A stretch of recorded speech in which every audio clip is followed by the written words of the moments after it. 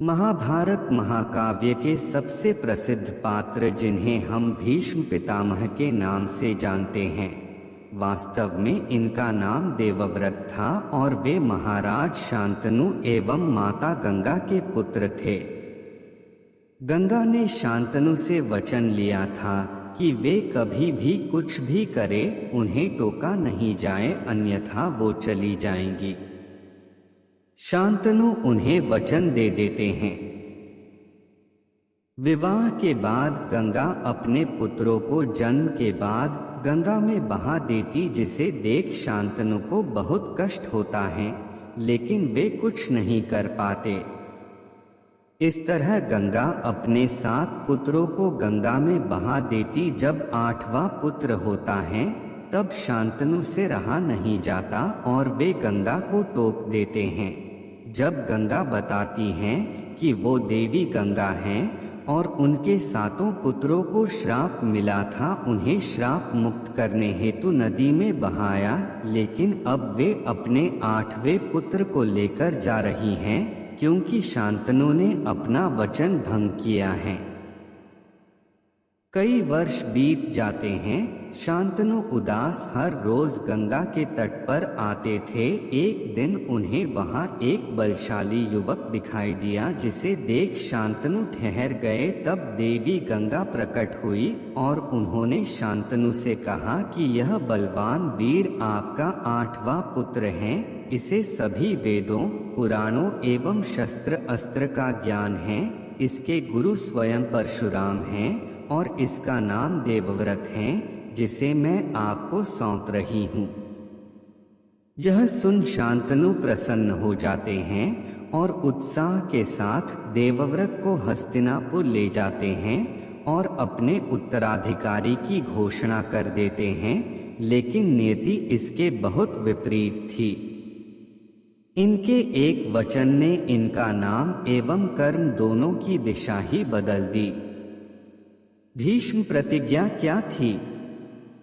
इनका नाम भीष्म उनके पिता ने दिया था क्योंकि इन्होंने अपनी सौतेली माता सत्यवती को वचन दिया था कि वे आजीवन अविवाहित रहेंगे और कभी हस्तिनापुर के सिंहासन पर नहीं बैठेंगे। साथ ही अपने पिता को यह भी वचन दिया था कि वे आजीवन हस्तिनापुर के सिंहासन के प्रति वफादार रहेंगे एवं उसकी सेवा करेंगे। उनकी इसी भीष्म प्रतिज्ञा के कारण इनका नाम भीष्म पड़ा और इसी के कारण महाराज शांतनु ने भीष्म को इच्छा मृत्यु का वरदान दिया, जिसके अनुसार जब तक वे हस्तिनापुर के सिंहासन को सुरक्षित हाथों में नहीं सौंप देते तब तक वे मृत्यु का आलिंगन नहीं कर सकते हैं। भीष्म पितामह की मृत्यु। भीष्म पितामह इतने शक्तिशाली थे कि उन्हें हरा पाना नामुमकिन था और उनके होते हुए पांडवों की जीत भी नामुमकिन थी, लेकिन मृत्यु एक अटल सत्य है। भीष्म पितामह की मृत्यु का कारण भी विधाता ने तय कर रखा था, जिसका संबंध काशी के राजा की पुत्री अंबा से था। जाने विस्तार से भीष्म ने अपनी माता सत्यवती को वचन दिया था कि वो कभी हस्तिनापुर के सिंहासन पर नहीं बैठेगा और आजीवन सिंहासन के प्रति वफादार रहेगा। सत्यवती ने यह वचन अपने पुत्र को राजगद्दी पर बैठाने हेतु लिया था। सत्यवती और शांतनु के 2 पुत्र थे, चित्रांगद और विचित्रवीर्य। पुत्रों के जन्म के कुछ समय बाद ही शांतनु का स्वर्गवास हो गया और सिंहासन रिक्त हो गया। दोनों राजकुमार छोटे थे, इसलिए भीष्म ने बिना राजा बने राज्य का कार्यभार संभाला। बाद में चित्रांगद को हस्तिनापुर का राजा बनाया गया, लेकिन उसे अन्य राजा चित्रांगद ने मार दिया। विचित्रवीर्य में राजा बनने के कोई गुण न थे, वो सदैव मदिरा के नशे में रहते थे, लेकिन उनके अलावा कोई राजा नहीं बन सकता था, इसलिए उन्हें राजगद्दी पर बैठाया गया। उसी समय काशी के राजा ने अपनी तीनों कन्याओं के लिए स्वयंवर का आयोजन किया, लेकिन हस्तिनापुर को संदेश नहीं भेजा गया क्योंकि विचित्रवीर्य के स्वभाव से सभी परिचित थे। यह बात भीष्म को अपमानजनक लगी और उन्होंने काशी जाकर हाहाकार मचा दिया और 3 राजकुमारियों का अपहरण कर लिया और उनका विवाह विचित्रवीर्य से तय किया। राजकुमारी अम्बा ने इसका विरोध किया और कहा कि मैं महाराज शाल्व को अपना जीवन साथी चुन चुकी थी, लेकिन आपके इस कृत्य ने मेरा अधिकार मुझसे छिना है, इसलिए मैं अब केवल आपसे ही विवाह करूंगी क्योंकि आपने मेरा अपहरण किया था।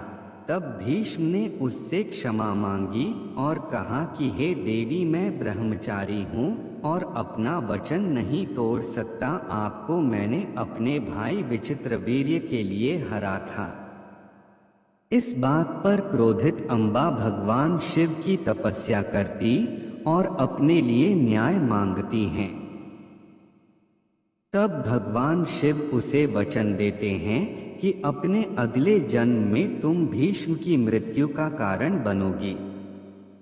इसके बाद अम्बा अपने स्वरूप को त्याग देती हैं और महाराज द्रुपद के यहाँ शिखंडी के रूप में जन्म लेती हैं, जो कि आधे नर व आधी नारी का स्वरूप हैं। जब कालांतर पश्चात कौरवों एवं पांडवों के बीच युद्ध छिड़ जाता है, तब पितामह भीष्म के आगे पांडव सेना का टिक पाना बहुत मुश्किल था। उन्हें अपनी जीत निश्चित करने के लिए भीष्म की मृत्यु अनिवार्य थी। तब भगवान कृष्ण इस समस्या का समाधान सुझाते हैं और अर्जुन के रथ पर अम्बा अर्थात शिखंडी को खड़ा करते हैं। चूंकि शिखंडी आधा नर था, इसलिए युद्ध भूमि में आ सकता था और नारी भी था, इसलिए भीष्म ने यह कह दिया था कि वो किसी नारी पर प्रहार नहीं कर सकते। इस प्रकार शिखंडी अर्जुन की ढाल बनती हैं और अर्जुन उसकी आड़ में पितामह को बाणों की शैया पर सुला देता है और ऐसे अम्बा का बदला पूरा होता है। भीष्म पितामह युद्ध समाप्ति तक बाणों की शैया पर ही रहते हैं। वे मृत्यु की इच्छा जब तक नहीं कर सकते थे, जब तक ही हस्तिनापुर का सिंहासन सुरक्षित हाथों में ना सौंप दे, अथ वे युद्ध समाप्ति पर ही अपनी मृत्यु का आवाहन करते हैं। भीष्म के चमत्कारी शस्त्र। भीष्म के शस्त्र का बहुत महत्व है, क्योंकि इन्हीं के लिए अर्जुन ने दुर्योधन के दिए वचन का उपयोग किया था। महाभारत युद्ध के पहले पांडव अपना वनवास जंगल में बीता रहे होते हैं। दुर्योधन पांडवों को परेशान करने के लिए उनके पास जंगल पहुंच जाता है। वो भी अपना कैंप पांडवों के पास बनाता है। दुर्योधन पांडवों का बहुत उपहास करता है। एक दिन दुर्योधन और उसके सभी साथी स्नान के लिए पास के झील में जाते हैं। उसी समय वहां गंधर्वस के राजा चित्रसेन वहां आते हैं। राजा चित्रसेन दुर्योधन को वहां से चले जाने को कहते हैं। वे कहते हैं कि इस झील पर उनका हक है। दुर्योधन इस बात को सुनकर हंसने लगता है और कहता है कि वो हस्तिनापुर के महान राजा धृतराष्ट्र का पुत्र है, उसे कोई नहीं मना कर सकता। तब राजा चित्रसेन दुर्योधन को युद्ध के लिए ललकारते हैं। राजा चित्रसेन के पास एक बहुत बड़ी सेना थी, जबकि दुर्योधन कुछ लोगों के साथ जंगल में गया था।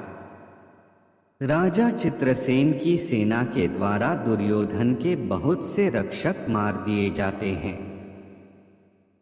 फिर राजा चित्रसेन खुद दुर्योधन से युद्ध करते हैं। वे अपना सम्मोहन अस्त्र का उपयोग करने वाले होते हैं, कि तभी युधिष्ठिर के पास दुर्योधन के सैनिक आते हैं और उनकी मदद करने का आग्रह करते हैं।